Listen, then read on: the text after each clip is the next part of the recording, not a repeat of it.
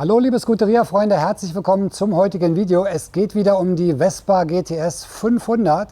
Ich bin wieder beim Björn. Wie letztes Mal versprochen, mache ich heute mal eine Testfahrt.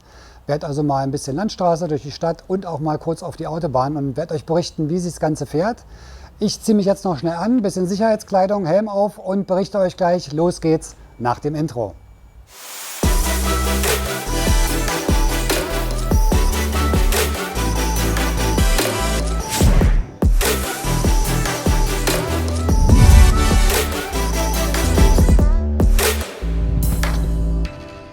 So, liebe Scooterfreunde, auf geht's mit der Testfahrt. Wenn wir das Ganze starten. So, läuft. Auf geht's.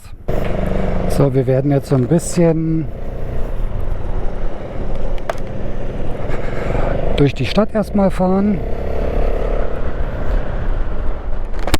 Danach dann auch mal ein bisschen Landstraße, nachher nochmal Autobahn, um alle Bereiche mal so abzudecken.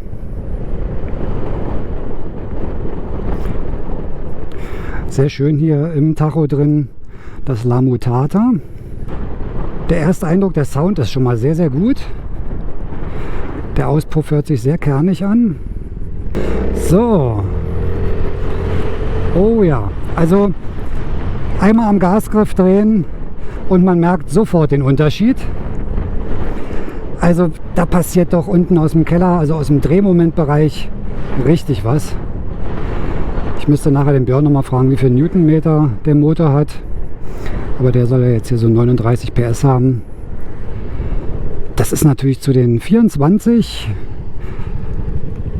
der HPE schon ein kleiner Unterschied.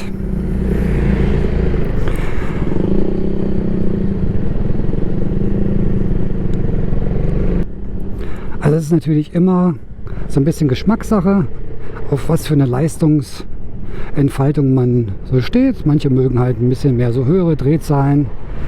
Ich finde das ja so, wenn die Kraft des Motors so aus dem Keller kommt, aus dem Drehmoment raus, finde ich ja super. Und das ist natürlich jetzt hier mit dem 500er Motor doch schon wirklich ganz, ganz anders als bei der 300er HPE oder auch bei den normalen 300er Modellen.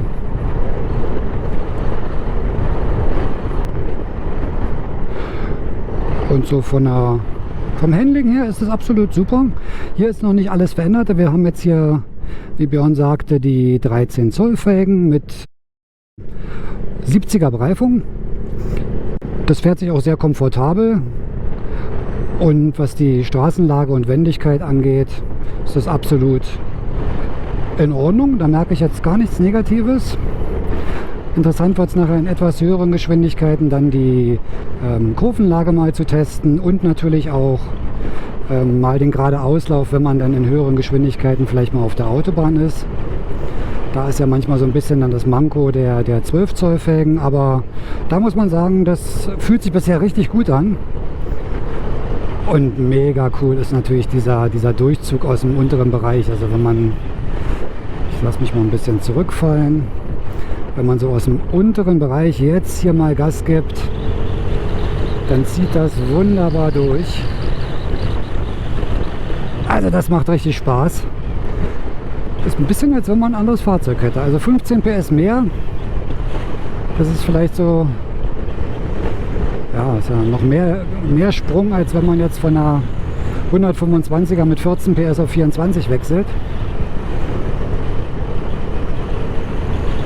Also das ist schon bemerkenswert. Der Motorlauf, gut, das ist ja ein Serienmotor von Piaggio, der auch im MP3 verbaut wird. Der läuft sehr ruhig, ganz angenehmer Motorlauf.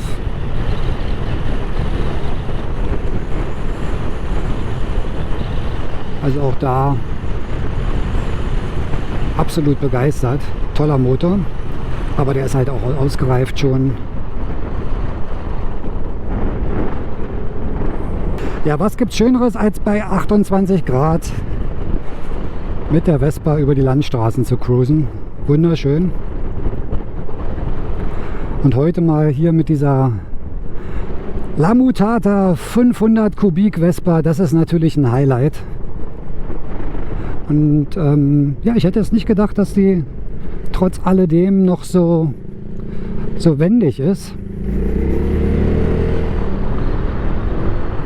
Also jetzt hier mal so ein bisschen in den Kurven. Das liegt wunderbar. Ja, sehr schön.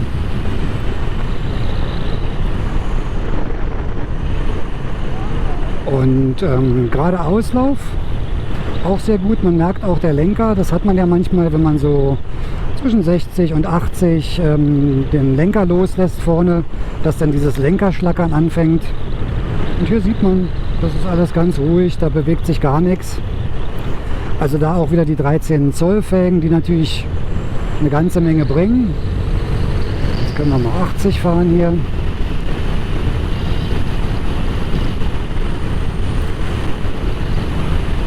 Also dieser etwas längere Radstand, das trägt durchaus dazu bei, dass der gerade Auslauf doch etwas besser ist. Ich bin nachher mal auf die Autobahn gespannt. Aber die Vespa zieht jetzt richtig ihre Bahn, das ist ganz, ganz toll. Natürlich auch durch die 13 Zoll in Verbindung jetzt mit dem längeren Radstand wird das Fahrwerk ein bisschen aufgepimpt. Jetzt lasse ich mal kurz mich ein bisschen zurückfallen. Gebe nochmal Gas und ja, da kommt Freude auf. Das ist natürlich, bin ich ganz gespannt nachher auf der Autobahn. Da ist ja im oberen Bereich über 100, wird es ja dann schon bei der Vespa mit dem Durchzug ein bisschen mau. Da kommt nicht mehr viel. Und wenn man jetzt hier bei 80 ist und noch mal ein bisschen ziehen kann, macht das natürlich richtig Spaß.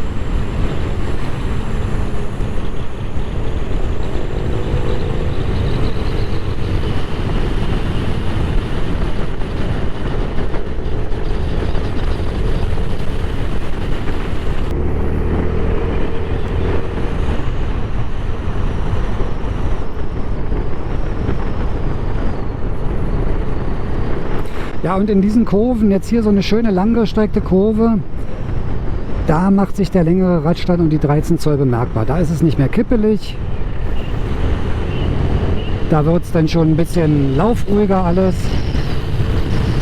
Jetzt werden wir mal kurz hier ein bisschen hochbeschleunigen. Ja, also 100 ist jetzt bei dem Motor keine Herausforderung mehr. Ziehen wir mal kurz von 80 ein bisschen an. Und ihr seht schon, die zieht schnurstracks hoch auf 120, 130, da ist noch Luft nach oben. Jetzt muss ich schon wieder abbremsen, wenn die Autos nicht schnell genug sind. Also da ist der Durchzug natürlich jetzt in dem höheren Geschwindigkeitsbereich, der ist natürlich ein ganz anderer. Und sie liegt jetzt hier bei 100 auch wirklich gut auf der Straße. Also da zittert nichts, da wackelt nichts, das ist absolut super.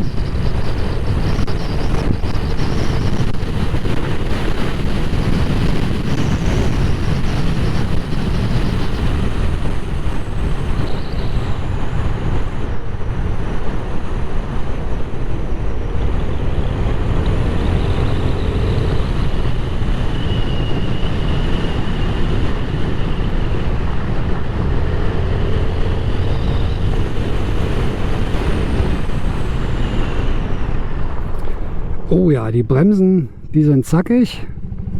Ja, man braucht so einen kleinen Moment, um sich erstmal so an den Radstand zu gewöhnen. Das ist halt doch ein bisschen anders vom Handling. Gewicht ist natürlich etwas höher durch den großen Motor. Aber wenn man das Gefühl erstmal dafür bekommen hat, dann fängt der Spaß erst richtig an. Dann kann man den Motor auch mal richtig ausnutzen. So, jetzt ziehen wir mal hoch. 60, 80, 100 und jetzt müssen wir auch schon wieder runter. Eine Vespa mit solchem Drehmoment, mit 500 Kubik, mit fast 40 PS, also 39 PS, das ist unglaublich interessant zu fahren. Macht irren Spaß. Und jetzt werden wir noch mal gucken, ob wir ein bisschen in die Höchstgeschwindigkeit reinkommen. Jetzt sind wir bei 100. 120. Das Fahrzeug liegt immer noch sehr ruhig, sehr angenehm, ein bisschen Wind natürlich, aber das ist nicht schlimm. Jetzt haben wir die 140 und 150.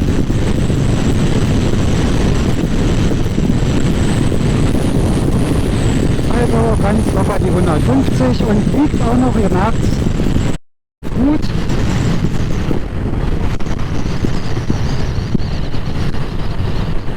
Also man fühlt sich da noch sicher. Jetzt noch ein gutes BGM Competition Fahrwerk rein, in Verbindung jetzt mit den 13 Zoll und auch den Bremsen ist das wirklich super zu handeln und ein mega Spaßfaktor.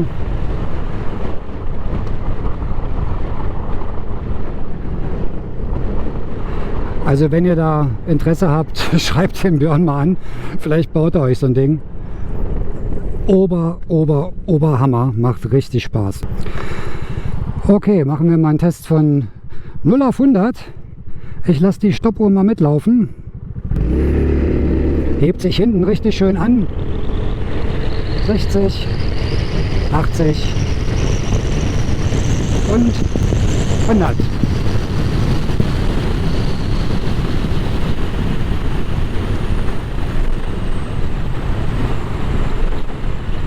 Ja, also man kann jetzt natürlich mit so einem Fahrzeug alles machen. Man kann sportlich fahren, man hat einen Drehmoment, um mal richtig raus zu beschleunigen.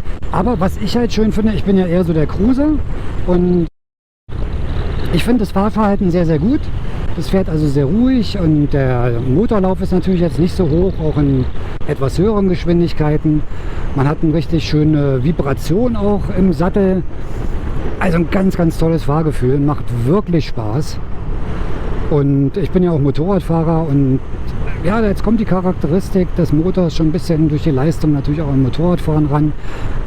Ein Wunsch, Fahrwerk noch rein, ein schönes BGM Competition, um das Ganze abzurunden, damit man dann halt auch noch ein bisschen stabilere Fahrlage hat. Dann wäre es, glaube ich, perfekt und das will der Björn ja auch noch machen, hat er gesagt. Bin ich gespannt, ich mache sicherlich noch mal mit dem anderen Fahrwerk dann nochmal einen kurzen Test. Also absolut super. Björn hat ja auch noch ein anderes Modell, ein zweites gebaut, was eher eine sportliche Ausrichtung hat. Auch das werde ich euch vielleicht mal vorstellen. Das hier ist ja jetzt eher als Cruiser gedacht. Und Halleluja, da ist es wirklich für geeignet. Also das macht Spaß, das ist unheimlich intensiv, diese Kraft, wenn es unten aus dem Drehzahlkeller rauskommt. Also wenn man langsam fährt und zieht dran, ist doch eine ganz andere Charakteristik als bei der 300er. Aber wie sagt man so schön, Hubraum ist durch nichts zu ersetzen als durch Hubraum. immer natürlich Geschmacksfrage, aber ich bin da auch ein Fan von. Leistung, die aus Hubraum kommt, das macht wirklich Spaß und da merkt man dann die schiere Kraft des Motors auch. Also ganz, ganz toll. So, dann werde ich mal langsam wieder zurückfahren. Ich könnte jetzt den ganzen Tag fahren, macht wirklich Spaß. Ja, also, wie sieht mein Resümee aus? 500 Kubik Motor in der Vespa GTS. Toll. Also man kann es nicht anders sagen, ist wirklich eine tolle Sache, macht tierisch Spaß. Außergewöhnlich, ich fahre ja nun schon viele, viele Jahre alle Typen von Vespa und sowas bin ich ja noch nicht gefahren. 39 PS aus Hubraum, also jetzt nicht aus Drehzahl hochgezüchtet, sondern aus dem Hubraum unten raus. Das macht wirklich Spaß, das ist fantastisch. Also ja, jedem Lamutata, jedem zu empfehlen. Wer Interesse hat, ich packe den Link zu Björn unten in die Videobeschreibung mit rein. Ich fahre jetzt noch ein bisschen cruisen mit dem Björn. Wir genießen das schöne Wetter. Wenn euch das Video gefallen hat zur Vespa GTS 500, hinterlasst mir bitte einen Daumen nach oben. Auch den Kanal abonnieren bitte nicht vergessen. Ansonsten fahrt vorsichtig, genießt das schöne Wetter und wir sehen uns nächste Woche beim nächsten Video. Macht's gut, bis dann.